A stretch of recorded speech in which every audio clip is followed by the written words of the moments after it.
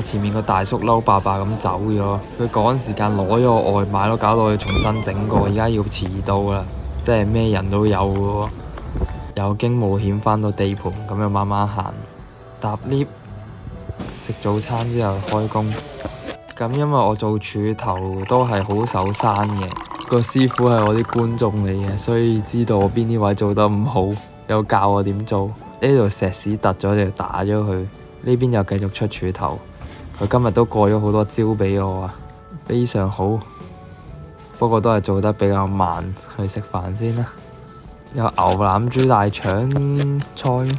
下晝做嘅嘢都差唔多，更正咗少少手勢，咁就繼續練習啦。做咗幾間房啦，準備走人。其實都係做得偏慢，超級好笑。有睇開我啲片，知道我邊啲位做得唔好，直接更正。咁我洗嘢又收工啦。佢教我買呢把嘢又非常之好用嘅，咁我收工就買咗3把。